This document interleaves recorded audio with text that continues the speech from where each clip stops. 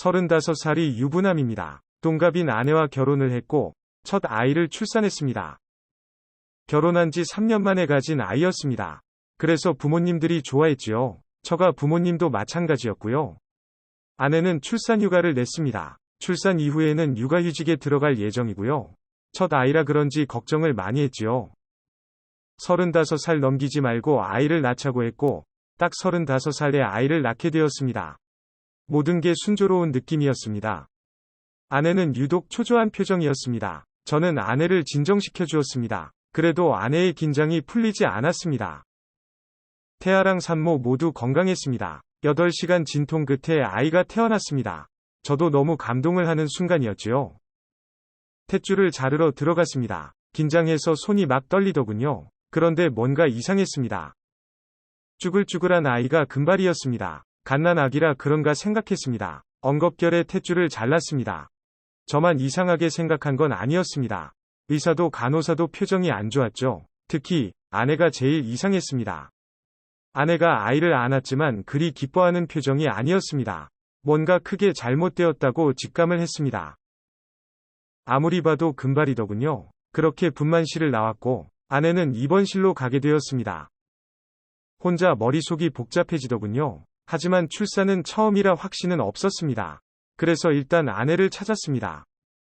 아내의 불안한 표정을 보았습니다. 하지만 아직은 혼란스럽기만 했지요. 일단 다시 확인을 하고자 했습니다.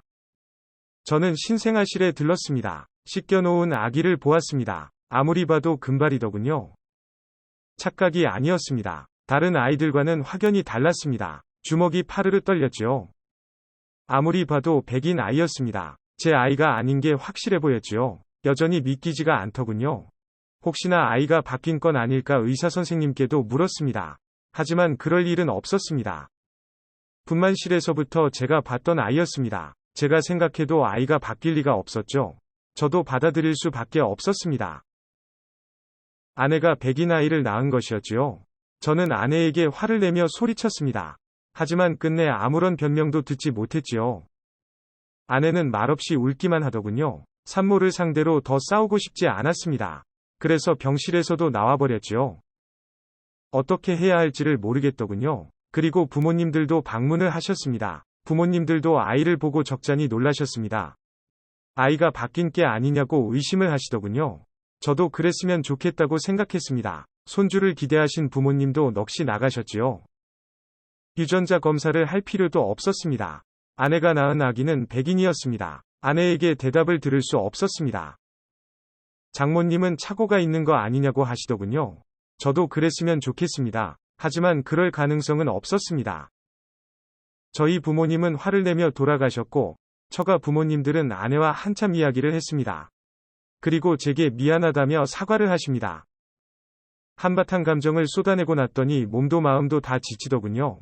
분노보다는 진실이 알고 싶어졌었지요. 조금은 진정하고 아내에게 물었습니다. 솔직하게 말하라고 말입니다. 하지만 아내는 울기만 했습니다.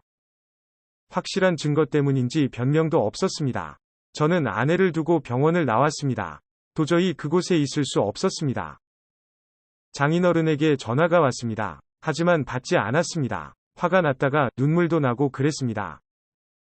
조리원이 예약되어 있었습니다. 하지만 아내는 퇴원 후 처가로 갔습니다. 부모님은 이혼을 하라고 하셨고요. 아이가 보고 싶은 마음도 없었습니다. 아내에 대해서는 원망과 분노만 남았었죠. 그래서 연락도 하지 않았습니다. 일주일쯤 지났을 때 아내와 통화를 했습니다. 아내가 풀이 죽은 목소리로 말했습니다. 미안하다고 말이죠. 저는 이혼을 하자고 했습니다. 아내는 한 번만 용서해달라고 했지요. 아이는 처가에서 키워준다고 합니다. 제 눈앞에 보이는 일 없을 거라고 합니다. 하지만 그럴 수는 없었지요. 도저히 용서할 수 있는 일이 아니었지요. 생각을 해볼 가치도 없다고 생각했습니다. 무엇보다 아내에 대한 배신감이 컸었고 이제는 아내를 믿을 수 없게 되었죠.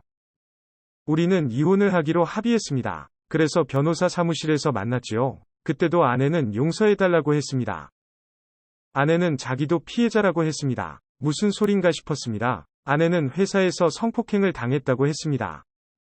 그게 사실이라면 이혼을 멈춰야겠지요. 할 수 있다면 가정을 지키고 싶은 마음이었습니다. 그래서 좀 더 대화를 나누었습니다. 아내는 외국 회사의 국내 협력업체에 다녔습니다. 한국에 파견된 외국인을 돕는 일이었지요. 그런데 그 외국인 직원이 성폭행을 했다는 겁니다. 그 말이 사실이라면 그냥 있을 수 없었습니다. 대체 누가 그랬냐고 물었습니다. 그런데 아내는 상대를 모른다 했습니다. 당시 외국인이 한두 명이 아니었고 지금은 한국에 있지도 않다고 했습니다. 그저 자신을 용서만 해달라고 합니다. 아내의 말을 믿기 힘들었습니다. 그래서 내일 회사에 가서 따질 거라 했습니다. 필요하면 소송도 하겠다고 했습니다. 그게 사실이면 그 놈들을 용서할 생각은 없습니다. 제 가정을 망친 대가를 치르게 할 생각이었죠. 그리고 회사에도 책임을 물을 생각이었죠.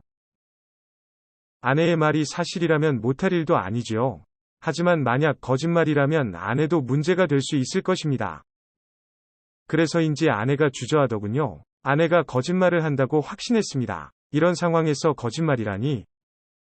아내를 더욱 다그쳤습니다. 그러자 자꾸 말이 바뀌었습니다. 거짓이 거짓을 만들었지요.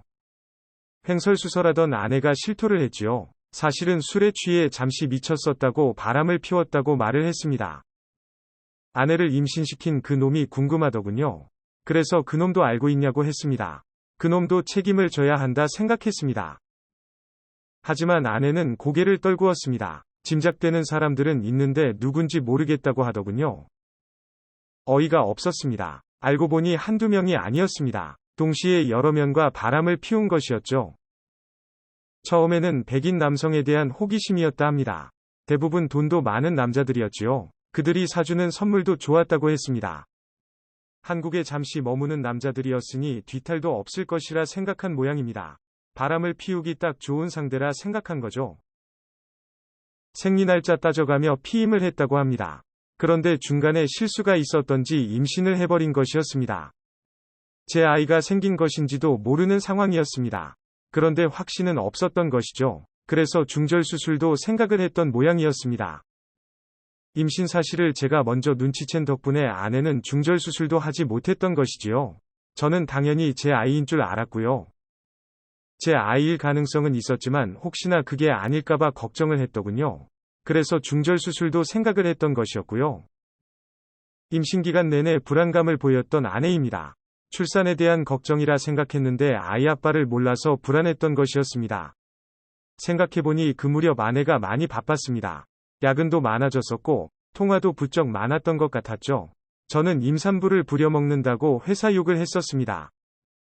아내도 임신시킨 남자를 찾으려 했던 것 같습니다.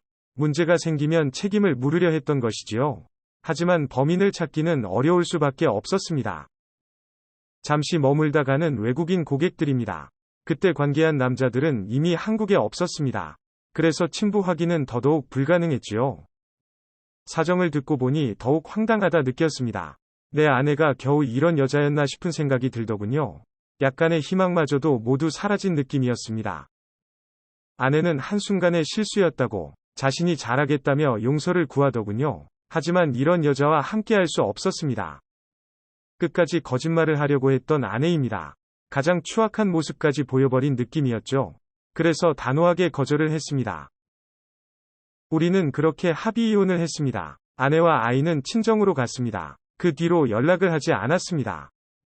정신을 회복하기 쉽지가 않더군요. 그래서 미친 듯이 운동도 하고 여행도 다녔습니다.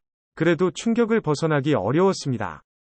한참 뒤에 아내의 소식을 들었습니다. 아내는 아이 아빠를 찾으려 발악을 한 모양이었습니다. 양육비라도 받아낼 생각이었던 것이죠. 외국으로 떠난 남자들에게 연락을 했더군요. 하지만 대부분 개인적으로 연락이 안 된 모양이었습니다. 그래서 회사 연락처로 연락을 돌린 모양이더군요. 그 일로 거래처에서도 항의를 받기도 했고 회사 내부에서도 문제가 된 모양이었습니다. 결국 아내는 회사에서도 해고가 된 모양이더군요. 처가에서도 그 일로 다툼이 있었던 것 같았습니다. 여러모로 어려운 상황에 처한 것 같았죠. 하지만 할 수 있는 게 없던 것 같았습니다. 중간에 제게도 연락이 왔었습니다. 자길 받아주면 안 되겠냐고 말이죠. 하지만 그럴 마음은 전혀 없습니다. 자신이 저지른 일에 책임을 지고 살아가길 바랄 뿐입니다. 영상 시청 감사합니다.